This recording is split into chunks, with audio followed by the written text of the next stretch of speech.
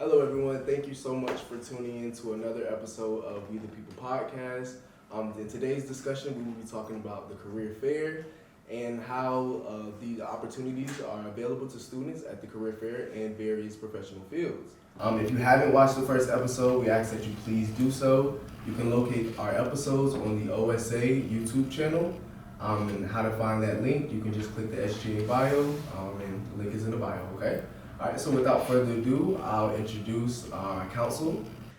Greetings, everyone. My name is Richard Obi. I am an honors sophomore pre-nursing student, and I serve as the sophomore class secretary. Hello everyone, my name is Michaela Allen. I'm an honors finance and marketing student and I serve as the class treasurer this year.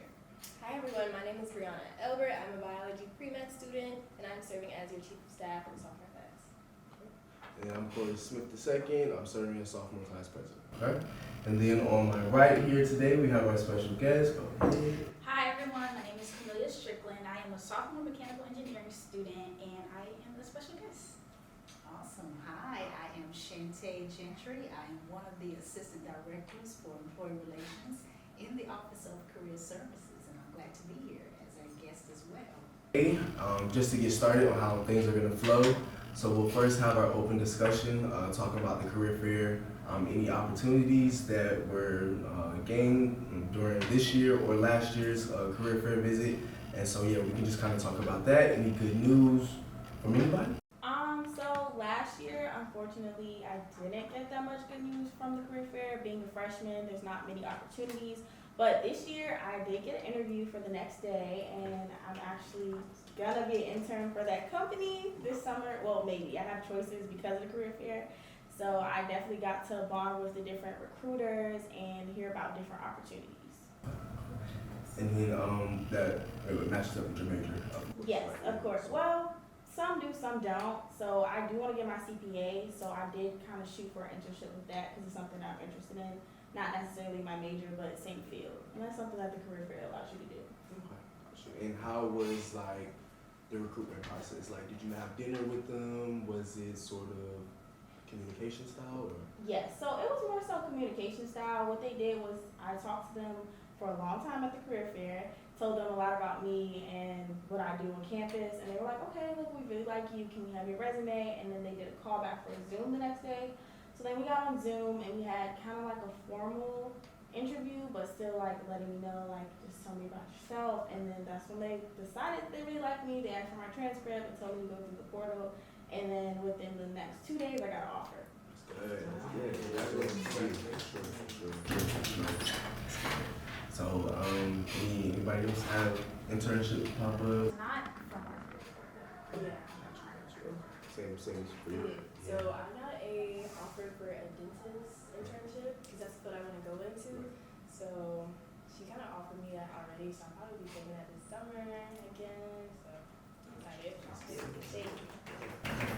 So that right there, just let y'all know, y'all need to use your school resources and go out to the career fair. Great opportunities will arise. So, okay. And, right, and now we'll transition into talking with Ms. Gentry today. All right. So we just want to ask you a few things because we know you do so much great work here on our campus, and we appreciate everything that you do. Okay. Thank you. For sure. So we'll just explain your role as Assistant Director of Employee Relations for the Office of Career Services, and how impactful is your job to the professional development of students here at A&T. Okay. So in my role, I get the opportunity to inform and educate new employers or new partners of the university about how to best engage and best recruit on our campus. Right now, you all probably are familiar that the trend is recruiting from HBCUs for a lot of employers. So a lot of employers are beating down the doors at career services wanting to get into fairs. We had a long wait list. I know of over 400 companies that were waiting, they couldn't get in because we were already sold out and booked. But again, yeah, my role is to meet with employers, educate them about best practices on recruiting on our campus. I also am responsible for coming out to some of the senior capstone courses, talking about career services and how to utilize our handshake portal system to help with your career development process. I also am responsible for coordinating 2 of our career fairs. We have about 4 career fairs a year. The ones that I am responsible for is the Graduate School Exploration Fair, which is coming up in October. And I'm also responsible for the Spring Career Fair for the non-STEM majors. So that's a part of my role. Another part of my role is social media. Fortunately, I have student interns from JOMC that help with that area. They help promote our events and they help promote employer events on our social media platforms. So, so all of that kind of falls up under my area, and I do have to do some miscellaneous stuff, like sometimes I'm on the front desk, with a short staff, doing a little bit of administrative, answering phones. So my role involves quite a bit of things on the employee relations side, as well as a little bit of the career counseling side, because I do have to meet with seniors. Sometimes I meet with seniors when they're not sure what they want to do with their career or how to go about their job search, so I have to meet with seniors and kind of educate them about the handshake system as well. So that's kind of, I guess, a brief. Yeah, that's Sounds like you great. done a good job. You done a job very well. Absolutely. That's your passion. So that would kind of tie into my next question. What advice would you give someone who's sort of afraid to attend a career fair? They don't know how to go about it. They don't know what materials to bring. How would you, what would you say to them? What advice would you give them? Okay, first and foremost, make sure that you go to Handshake and research the companies that are coming to the career fair. It's just a matter of going on to Handshake, clicking on career fair, and looking at the brief description of what the employees are looking for, and make sure, maybe try to pick out at least 3 to 5 companies that you have an interest in. And then when you kind of do your research on Handshake, I would say set a goal for yourself when you go to the career fair. Maybe try to set a goal to at least try to talk to 3, if not many, at least 3. But make sure before you go and talk to them, make sure you have a prepared elevator pitch. And some people say, you don't want to sound rehearsed, and I get that. So you want to be authentic and be yourself, but just know what it is that you want. What is your intended goal? Are you looking for an internship? If so, what type of internship? Where do you want to, or where do you see yourself geographically doing your internship at? So just have a couple of things about yourself that you want to be able to share with the employee, because that's part of your elevator pitch. I would say also, before going to a career fair, kind of practice with a classmate or a friend in your approach, how you're going to approach that employer. Of course, practice makes perfect. And you don't really want to sound rehearsed, but still kind of gather yourself and, just kind of get a feel for how you're going to respond when they ask you certain questions. So kind of doing a pre-prep of mock interviewing before you go. Yeah. I think that's good. That's great. That's definitely a good piece of advice for freshmen, because y'all know, like sometimes they get a little afraid, to go out to the events. Yeah. So that's great. That's great. Our next question would be: so this year's career fair, it gained a lot of traction as the greatest career fairs on ever. That was the title for it. In the past, students have expressed their concerns with resources not being available for students who belong to the arts and humanities, social sciences college. So we just want to ask you, why was it important to the Office of Career Services this year, compared to other years, and what role did that play in accommodating to non-STEM students? Okay. We have definitely heard that comment before. Really, it's not foreign to us. So this past spring, we partnered with the student leaders of the College of Arts, Humanities, and Social Sciences. We met with them and asked them, what are some of the employers that you would like to see at the career fair? And so they gave us a list, and we asked them if they could provide us email addresses to some of the contacts that they have. And so what we did is we reached out to those employers the list that they provided us. We reached out to those employers and asked them, if you are interested, to participate in our career fair, here is our handshake link to register and sign up. Some of them did, some of them did not. Oftentimes, it depends on that company's budget. Some companies may not be able to, afford to come to a career fair or afford to be able to travel. So some of them may not or did not respond back, which is fine, but at least we did make the effort to reach out to them, and we'll continue to do it again for the spring as well. And so after meeting with that group of students, we then reached out also to the College of Health and Human Sciences as well, because they are considered non-STEM, and we get a lot of comments from students who major in kinesiology. And they say, well, there's not employers here for us. So of course, going into this upcoming spring fair, we're planning to reach out or connect with student leaders from the College of Health and Human Sciences and kind of create the same model that we did with the College of Arts, Humanities and Social Sciences. I know for this past fall career fair, we had 3 career fairs. Well, it was 3 different locations. One of the locations was here at Deese Ballroom, and that particular career fair was for non-STEM, and it was titled HEAT. That acronym came from the student leaders. They came up with that idea, that acronym, and we thought it was catchy, and so we used it. What does it mean?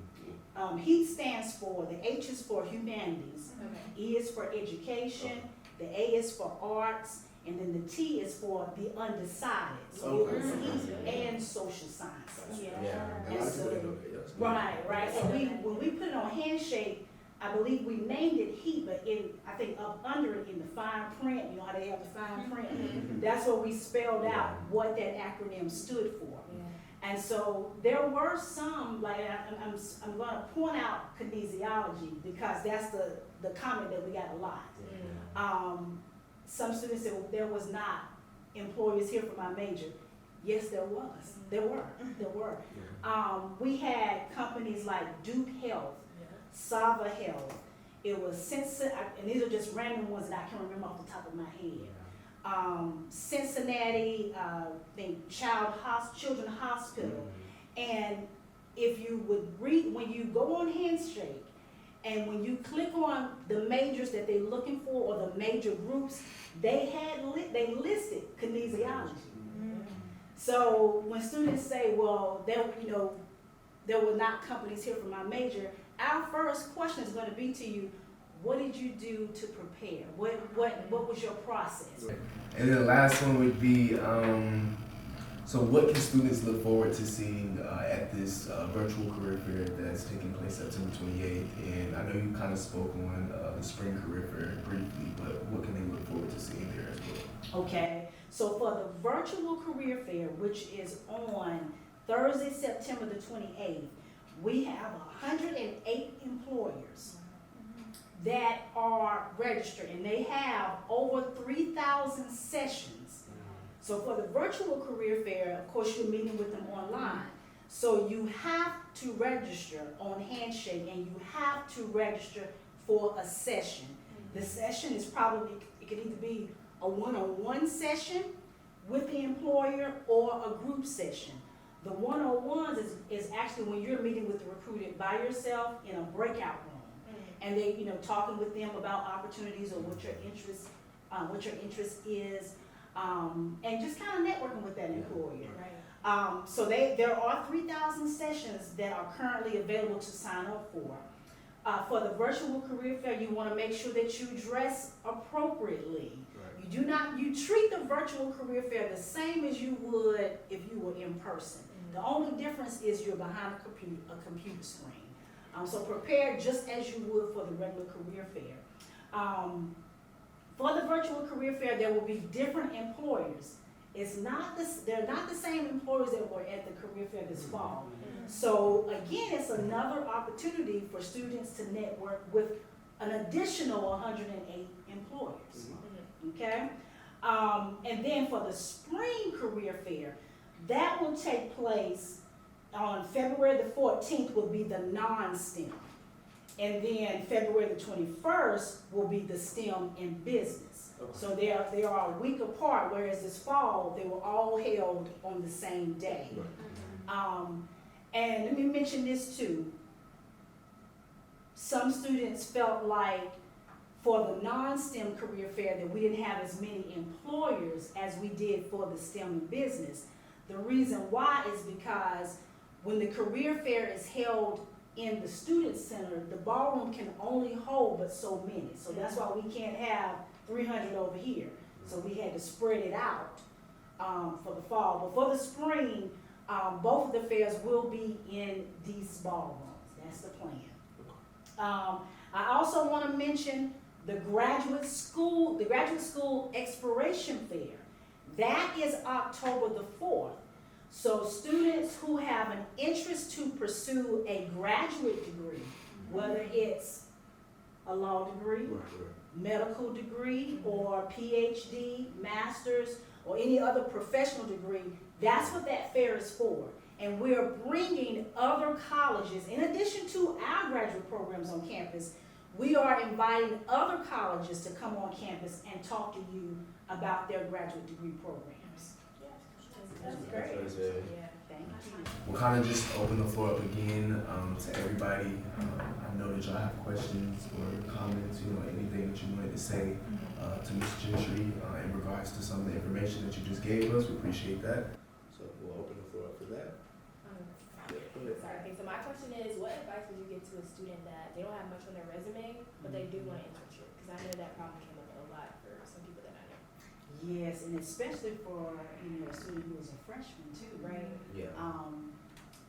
Definitely if you are involved on campus, whether that involvement is in a student organization, and that could be any student organization, whether it's a sorority or fraternity, or some of your departments have student orgs too. So being involved or getting involved in a student org, that's something that you can put on your resume. Being a part of this right here, this is something that you can put on your resume because you're demonstrating leadership skills. Yes. So getting involved on campus, if you are, I know for freshmen or sophomores, if you have any class projects that relate to your field or relate to your major, you can have a section on your resume that speaks to your class projects. Because again, you are working in a group, so that's team, working in a team.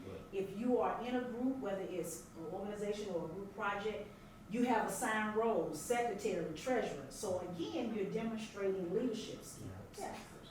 If you volunteer in the community, you can have a section on your resume that's for community involvement.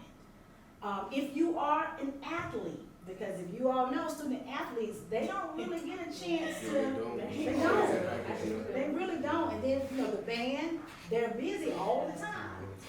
But they are learning some valuable skills. As an athlete, you gotta deal with working plays or, being able to construct or do those plays, being able to work as a team again. So being a part, of those, in a sports or what have you, you can still add that to your resume because you're developing leadership skills, you're developing team-oriented skills. And so those are things that employers look for. They look for skill sets. We call them career competencies. And just an example of those competencies are leadership, team orientation, taking initiative, communication. What you all are doing right here, you're developing your oral communication skills. If you're typing or writing, you're developing your written communication skills. So those are things that you can add to your resume if you do not have an internship or I have a question. So my question was, virtual career fairs are a lot different from in-person career fairs. What can you do as a student looking for internship to make yourself stand out for the virtual career fair? Yes. Definitely, of course, again, doing your research. Yes. Making sure that you find out what that employee is looking for in terms of are they hiring for internships or co-ops or are they looking for full-time. Making sure you know what that employer does, what they do in terms of their mission. So doing your research. Also for virtual, making sure that you have your camera turned on. Yeah. I can't tell you how many times Yeah. I've been involved in a virtual event and the student doesn't have their camera on. So they don't know who the employer doesn't know who they're talking to. So Right. make sure that you have your camera on. Make sure that your background, there is nothing that they can look at that will take their that will distract them Right. from you. So make sure it's a clear background. Make sure again that you're dressed probably from your head to maybe to your stomach, so that because that's all they want to see. Make sure that you're not laying in bed, but these are things that I've seen, on virtual platforms. But most importantly, preparing yourself. And I'm gonna tell you what's interesting about being in a virtual career fair or virtual interview. You can pretty much have your resume or have your notes in front of you. Right. Exactly. It's kind of Yeah. easier that way. It's Kind of easier. off. Yeah. Right, it's easier that way. You have it right there in front of you. Right. Right. So that way you can't fumble, Yeah. because you have it right there in front of you. Right. So those are some of the tips that I would suggest. Thank you so much. You're welcome. So my question for you is, what are things companies look for in a student's elevator pitch when they come up to the table? Okay. That's a great question. Thank you. They do want you to be authentic. You know, I know we talk a lot about elevator pitch, and which is it's the same thing, but just making sure that you know who you are Right. and what you want. Yeah. They also sometimes they might want to know a little bit of the personal side, but you don't want to be too personal. Okay? But some of the things like what you enjoy doing, what brings you joy, Right. what do you do, to relieve yourself from stress? I'll say for myself, when I talk to an employer, I let them know the fun side of me. I enjoy making beaded jewelry on the side. When I'm not busy at work, I enjoy doing that. So having something about you that's authentic, that makes you who you are. They want to know that you know about their company too. It's nothing more frustrating for an employer for you to walk up to their booth, whether it's in person or you're talking to them virtually, and you know nothing about what they do. Right. Oh, that's true. You know nothing about what they do. So making sure again that you do your research, and just being authentically yourself. Right. Thank you so much. Okay, I'm gonna piggyback off of what you said about doing your research. I think that's very important, but on Handshake, it has a list of companies and you can go and click and it gives you a short description. And I say that will make you stand out because when you come up to their table and you can tell them a little bit about what you're looking for in their company, that helps them. And also, talking to your peers, because a lot of times these companies have hired our students for internships, so you can talk to them and ask them like, how is this, how am I gonna be working, what projects, and that helps students too. And to piggyback on what you said, some of the companies that come to our campus, a lot of them, if they have alumni from A&T, Right. those alumni come, they're the ones at the career fair. They are. Yeah, and they're very excited to talk to you. They're very excited. I have one more like just little piggyback. Okay. So going back to resumes, freshmen coming in and they have like kind of their high school accomplishments. When do they take that off the resume? Good question. Their sophomore year, they probably should remove some of their high school, yeah. Okay. But we usually tell freshmen, to keep your high school information on your resume until you reach that, upperclassmen. Okay. Yeah. What advice would you give to students who walk in without a follow-up interview? Good question. Sometimes they might feel defeated. Yeah. Yeah. Don't give up because the career fair is not the one and done. We have other events that go on besides the career fair. I.e., we have like employers that come on campus and do evening. Yes. I hope they have a lot Especially of those. here. Yeah. They come and they do lobby days where they set up in the lobby and they, bring their materials and they want to talk to you. So those are other ways that they recruit. Right. So don't feel defeated if you do not get a next day interview after the career fair or you don't get a follow-up. Do not feel defeated because there's other opportunities where you can connect with employers. And so do not neglect, when you're on Handshake, there's a tab that lists various events that go on campus, whether it's on campus or virtual. And a lot of employers, when they're on campus, they provide food, they bring snacks, all of that good stuff. So do not neglect the events tab on Handshake, because those are other ways that companies recruit and engage. And it's more of a smaller setting too. So Yeah. sometimes, a person, especially if you are an introvert, you may get really, really nervous around large crowds, i.e. a career fair. But when companies have these smaller events, sometimes you might feel a little bit more comfortable because it's a smaller setting. It's a little bit more informal. It's not as intense. So again, do not neglect the in-person and virtual events that go on after the career fair. Okay. One Thank you. more add-on that I actually do have, like, kind of piggybacking off what you guys said.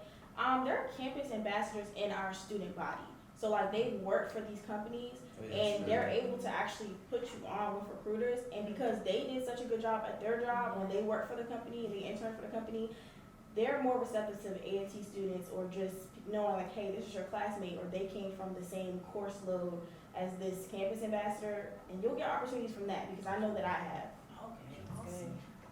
So would you say having a Handshake account, set up and everything is more important than LinkedIn, or both of them are kind of important coming into that space? Good question. So Handshake first while you are a student. LinkedIn second.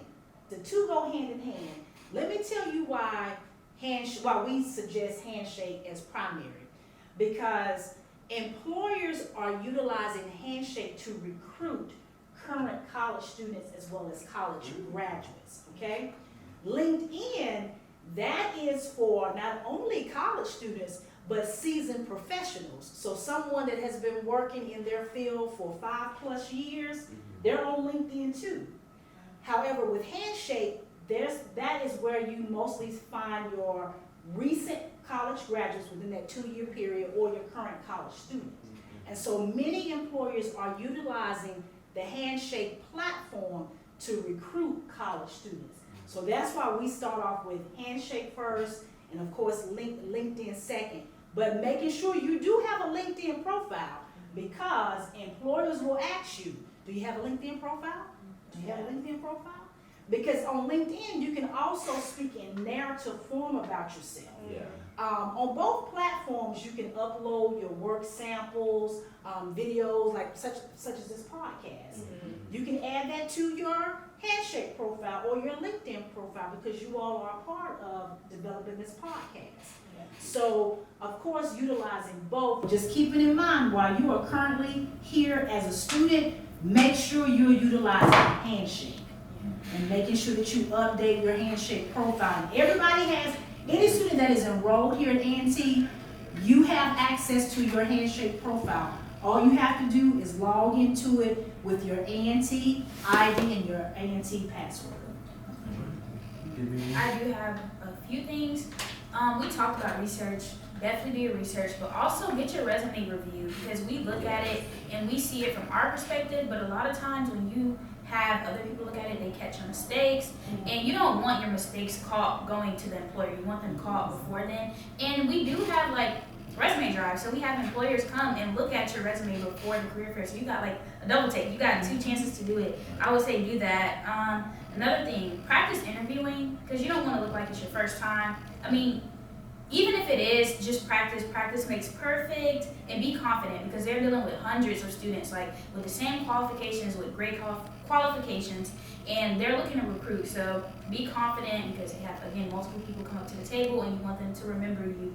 And just make sure you follow up. That's my last thing. Follow up with the employers after you're done, because that shows them you care and it gives them something to remember. I appreciate y'all so much. Thank you so much. All right. So now we'll go into our segment for the sophomore spotlight. Our sophomore spotlight student this week is Corbin Ferguson, a mechanical engineering student from Greensville, South Carolina. So if you see him out on campus, please congratulate him and let him know. Yep. So we'll see y'all in 2 weeks. Thank you so much for tuning in. Y'all have a good one, okay? Bye.